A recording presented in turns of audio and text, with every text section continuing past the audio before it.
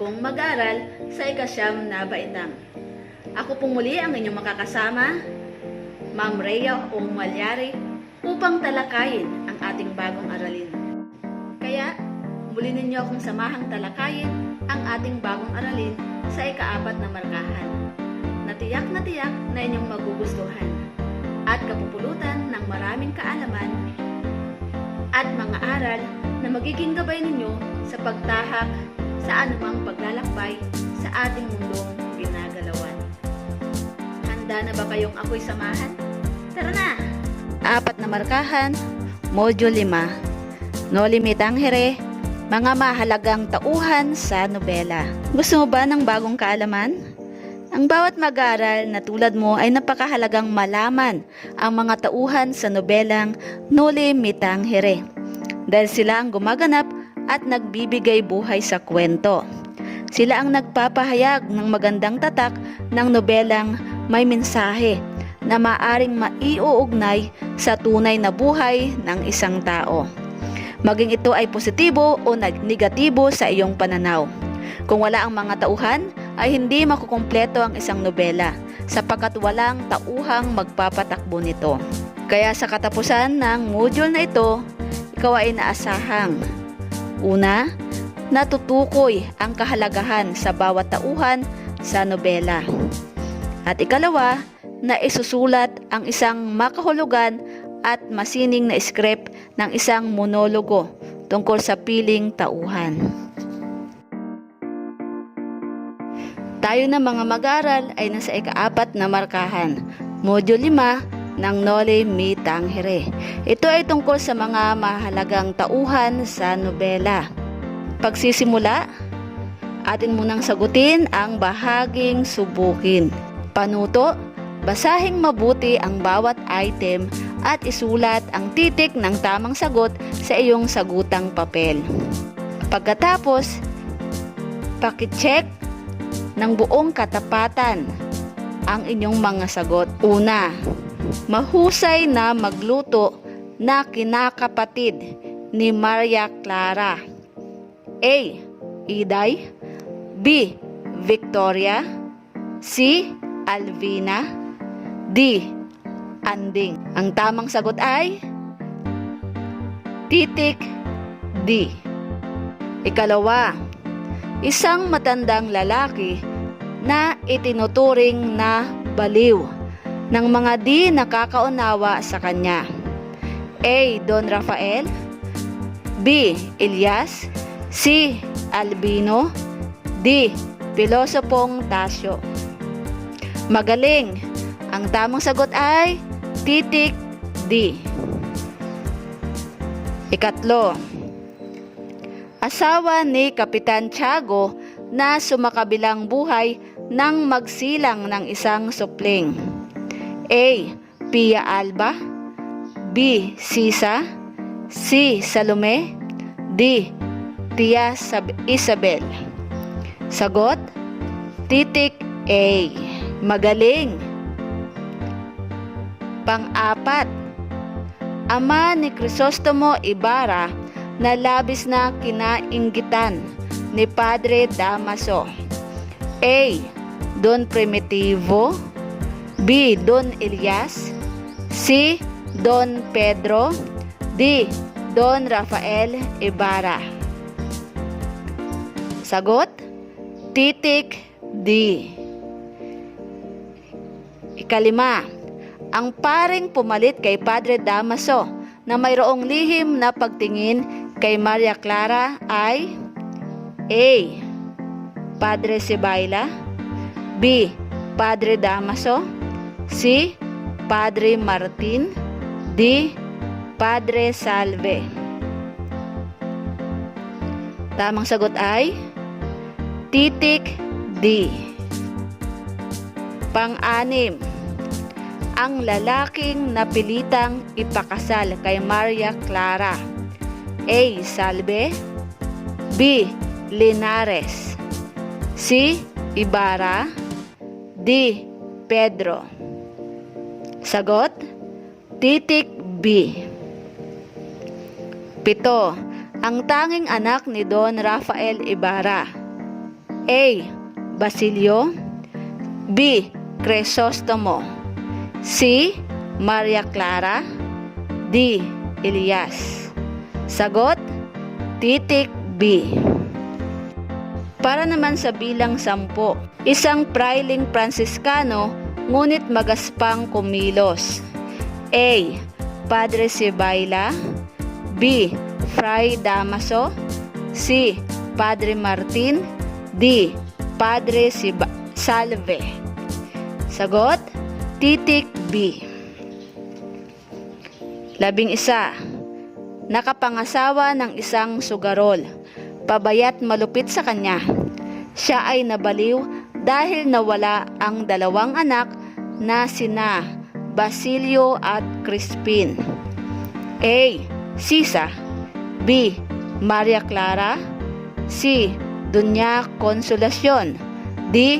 Doña Victorina. Sagot, A. 12. Siya ay itinuturing na ekskomulgado at idinawit sa naganap na pag-aalsa. A. Dr. Jose P. Rizal, B. Juan Crisostomo Ibarra, C.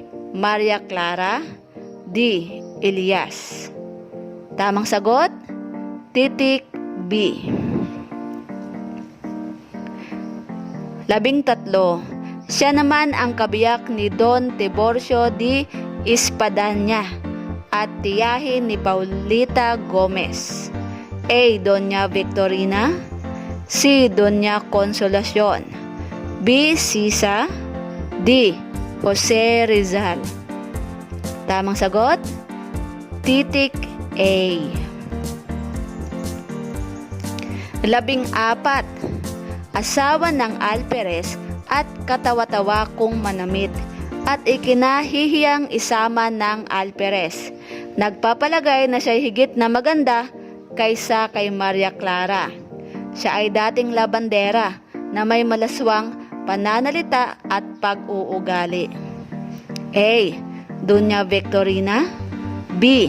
Sisa, C. Doña Consolacion, D. Jose Rizal. Sagot, C. 15. Isang pilay at bungal na Kastilang napadpad sa Pilipinas sa paghahanap ng magandang kapalaran at ang napangasawa ni Doña Victorina. A. Crisostomo Ibarra, B. Don Tiburcio, C. Basilio, D. Crispin. Sagot, B. Sa bahaging tuklasin ang ating panuto, kilalanin ang mga tauhang makikita sa ibaba. Isulat sa loob ng kahon ang kanilang mga posibleng pangalan at katangian. So tingnan mabuti mga grade 9 ang mga larawan sa loob ng kahon. Meron tayong 3 larawan. Alam mo ba na mahalaga ang ginagampanan ng bawat tauhan sa nobela? Sila ay maaari ring sumisimbolo ng mga tiyak na tao o pag-uugali sa lipunang ating ginagalawan at kinabibilangan. Marami tayong mapupulot na magandang aral sa nobela na maaring maiuugnay sa tunay na buhay ng isang tao. Ang mga positibo at negatibong kaugalian nating mga Pilipino ay naparito. So ating tuklasin at alamin ang mga tauhan sa Noli Me Tangere. Nariyan si Juan Crisostomo Magsalin Ibarra o Crisostomo Ibarra. Si Juan Crisostomo Ibarra y Magsalin ay ang binatang nag-aral sa Europa. Nangarap siyang makapagpatayo ng paaralan upang matiyak ang magandang kinabukasan ng mga kabataan ng San Diego. Nag-iisa siyang anak ni Don Rafael Ibarra. Itinuring siyang ekskomulgado at idinawit sa naganap na pag-aalsa. Siya ay katipan ni Maria Clara. Isa siyang mistisong Espanyol at may pangarap na pag-unlad para sa bansa. Don Santiago de los Santos o Kapitan Tiago, kinilalang ama ni Maria Clara at tanyag sa pagiging bukas palad. Madalas siyang magpahanda ng salo-salo at isang mangangalakal na taga Binondo. Elias, piloto at magsasakang tumulong kay Ibarra para makilala ang kanyang bayan at ang mga suliranin nito. Namatay siya sa pagliligtas kay Ibarra. Anak siya ng angkang kaaway ng mga ninuno ni Crisostomo, tagapagligtas ni Ibarra mula sa mga tangkang kapahamakan. Fray Damaso Verdolagas o Padre Damaso. Siya ay frailing Franciscano at nagparatang kay Don Rafael na herehe at filibustero. Masalita at lubhang magaspang kumilos. Siya ay dating kora sa San Diego na nagpahukay at nagpalipat ng bangkay ni Don Rafael Ibarra sa libingan ng mga hindi binyagan. Paring nangungutya kay Ibarra sa isang salo-salo at ang tunay na ama ni Maria Clara.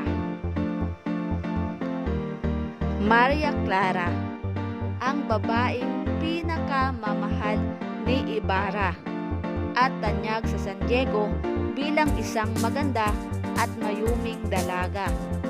Tinangkang ipakasal sa isang Kastilang si Linares na pamangkin ni Don Tiburcio. Anak siya ni Doña Pia Alba kay Padre Damaso. Don Anastasio o Pilosopong Tasio, maalam na matandang tagapayo ng marurunong na mamamayan ng San Diego.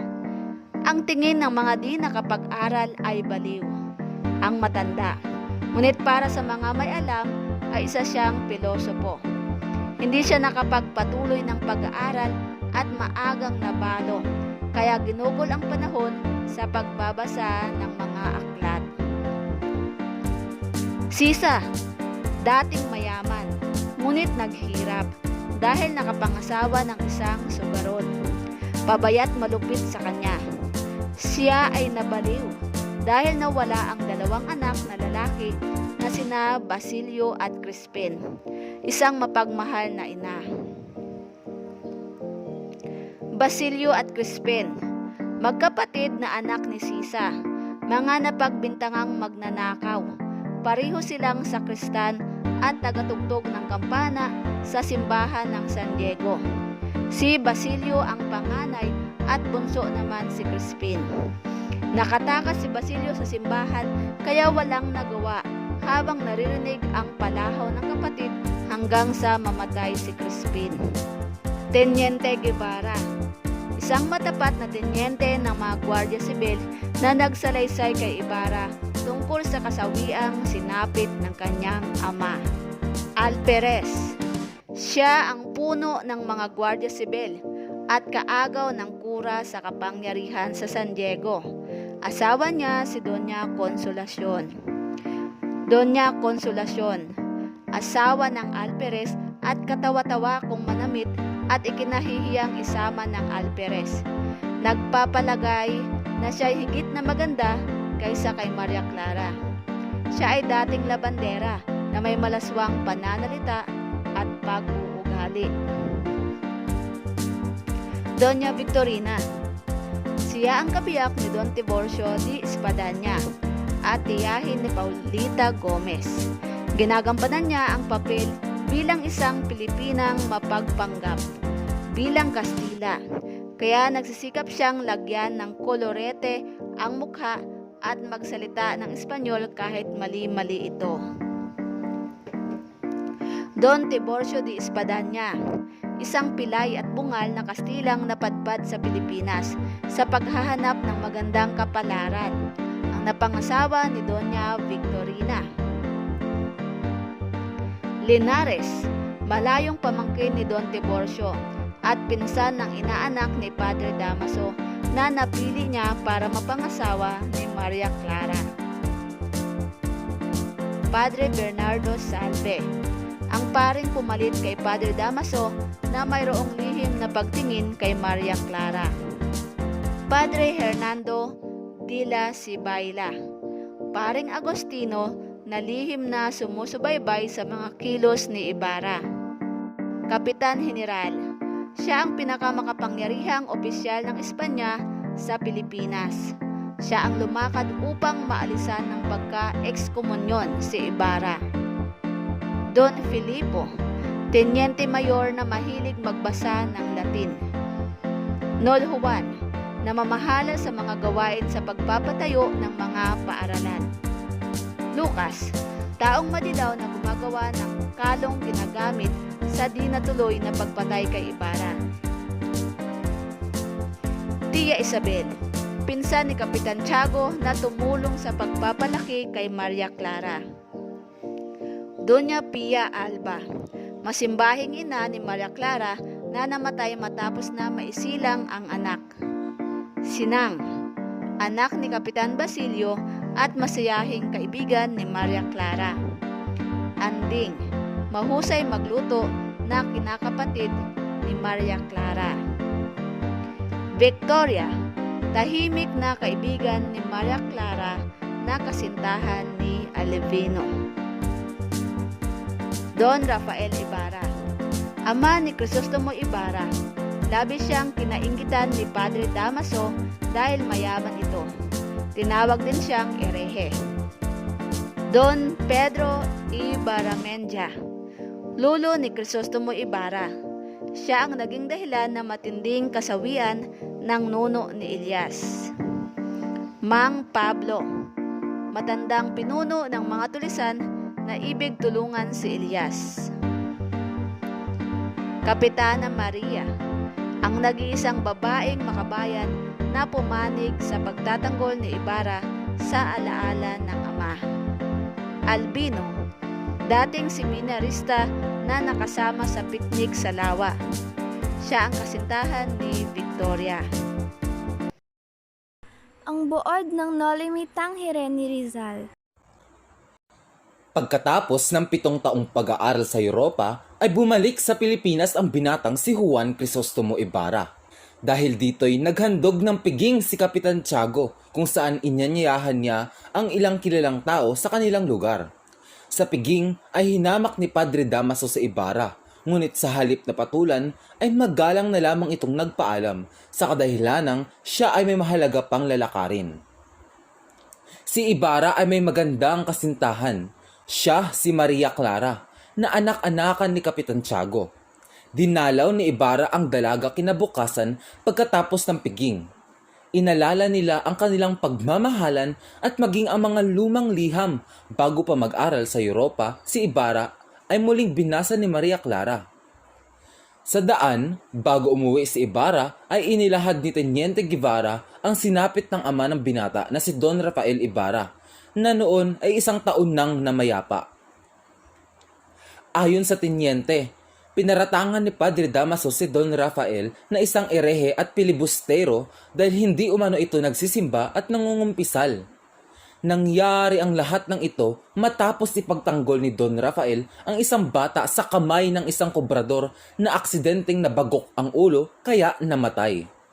Dahil sa pangyayaring iyon ay nagkaroon ng investigasyon habang nakakulong ang Don. Nagsilabas din ang ilan sa mga lihim na kaaway ni Don Rafael at pinaratangan pa ng kung ano-ano. Labis na naapektuhan ang kanyang ama sa mga pangyayaring iyon.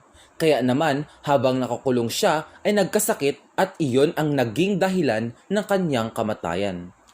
Di pa nakontento si Padre Damaso at ipinahukay ang labi ni Don Rafael upang ilipat sa libingan ng mga inchik.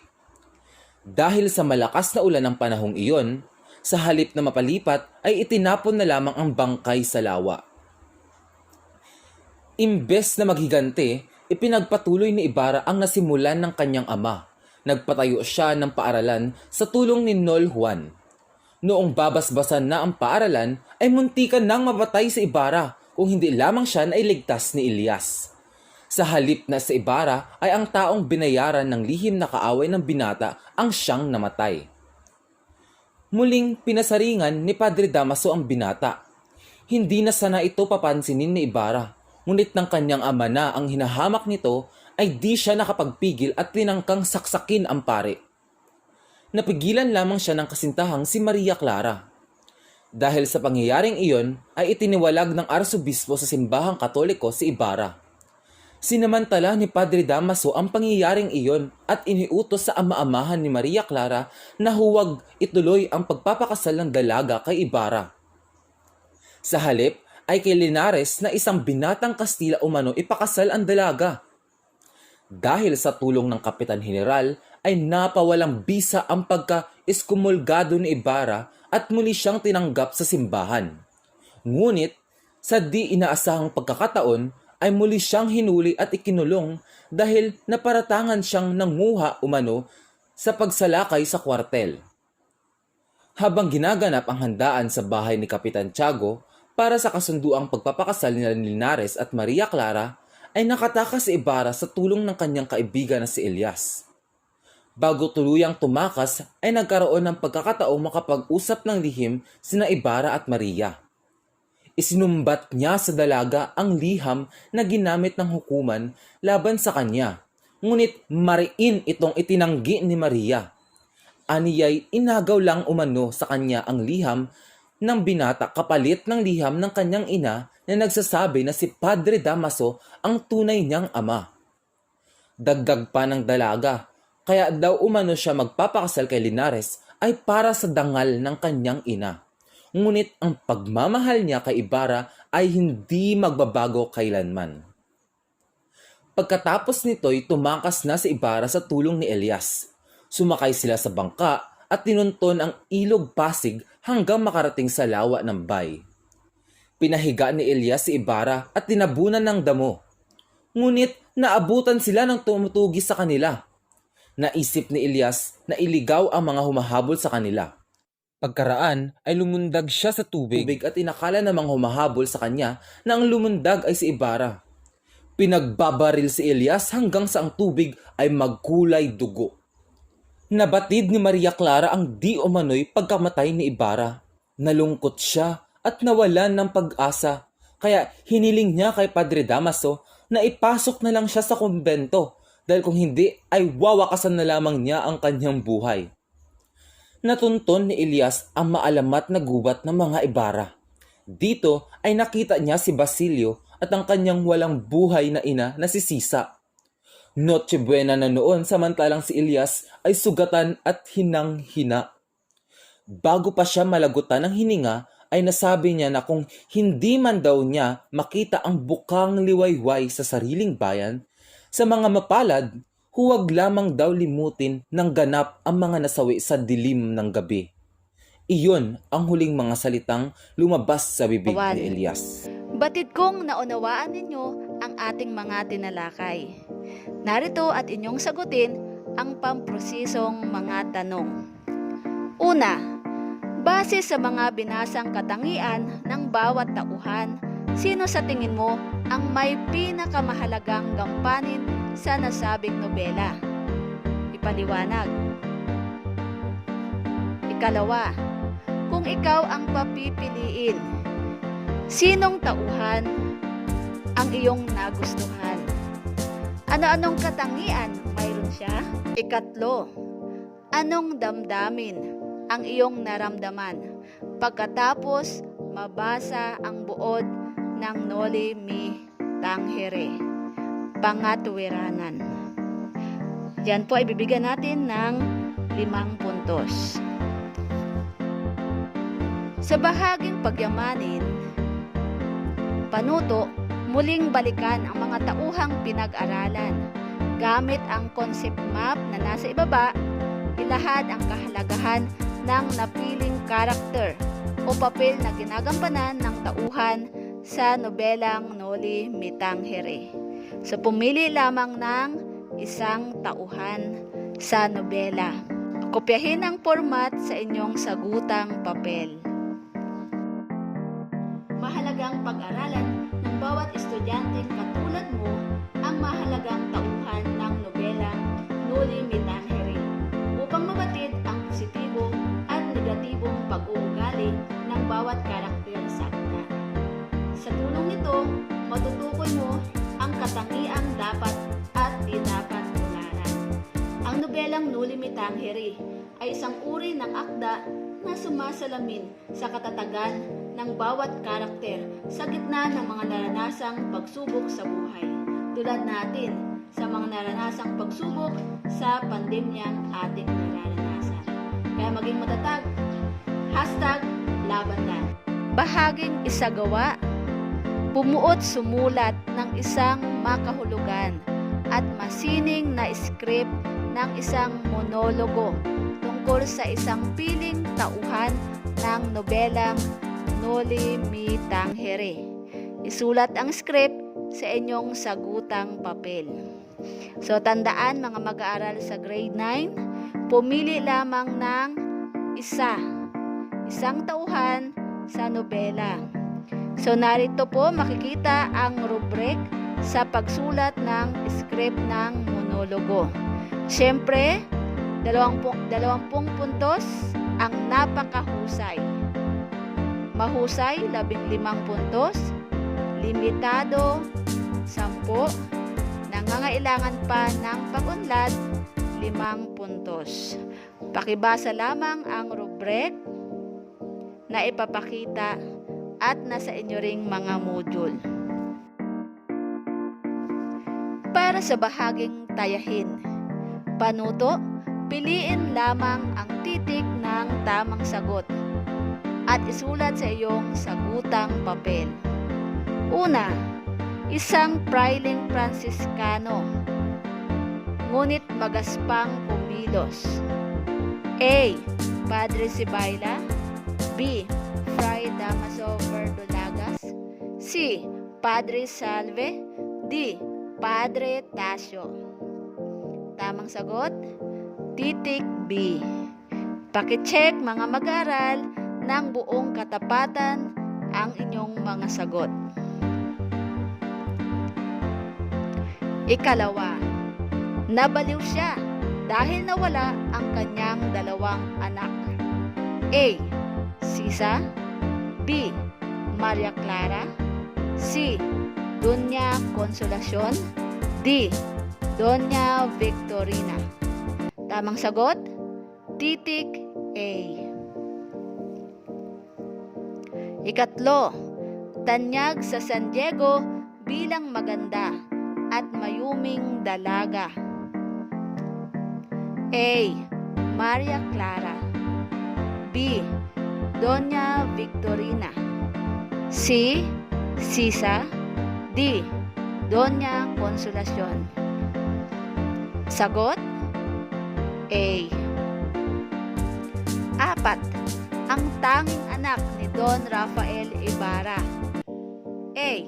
Dr. Jose P. Rizal. B. Juan Crisostomo Ibarra. C. Maria Clara. D. Elias. Sagot, titik B. 5. Sa kanya ipapakasal si Maria Clara. A. Ibarra. B. Elias. C. Linares. D. Albino. Sagot, titik C. 7. Nakatakas siya sa simbahan, kaya walang nagawa habang naririnig ang palahaw ng kapatid hanggang sa mamatay. A. Basilio. B. Sisa. C. Crispin. D. Elias. Sagot A. 8. Isang taong maalam na tagapayo ng marurunong na mamamayan ng San Diego. A. Don Anastasio o Pilosopong Tasio. B. Teniente Guevara. C. Padre Hernando de la Sibayla. D. Padre Damaso Verdolagas o Padre Damaso. Sagot, A.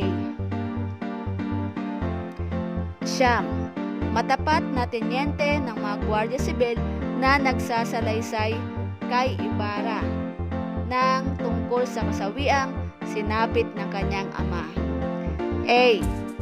Teniente Guevara. B. Alperes. C. Maria Clara. D. Kapitan General. Sagot A. 10. Anak ni Kapitan Basilio at masayahing kaibigan ni Maria Clara. A. Sinang. B. Anding. C. Tindang. D. Victoria. Sagot A. Para sa item 11 hanggang 15, isulat lamang ang tamang sagot sa iyong kwaderno. 11. Isang pilay at bungal na Kastilang napadpad sa Pilipinas sa paghahanap ng magandang kapalaran at ang napangasawa ni Doña Victorina.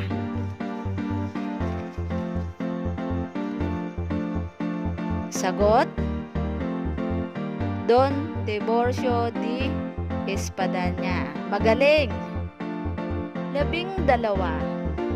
Sino naman ang asawa ng Alperes at katawa-tawa kung manamit at ikinahihiyang isama ng Alperes? Nagpapalagay na siya'y higit na maganda kay Maria Clara. Siya ay dating labandera na may malaswang pananalita at pag-uugali.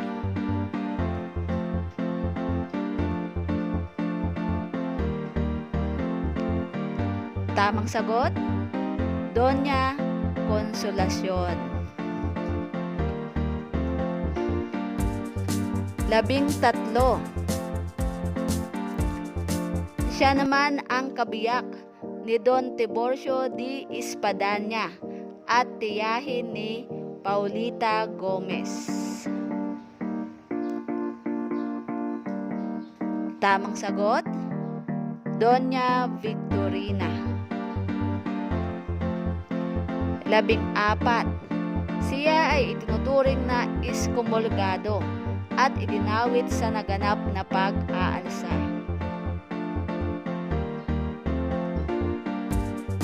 Walang iba kundi si Juan Crisostomo Ibarra. 15. Siya naman ang ina ni na Crispin at Basilio. Sagot, Sisa. Pakibilang mga mag-aaral ang inyong puntos at ilagay sa inyong sagutang papel.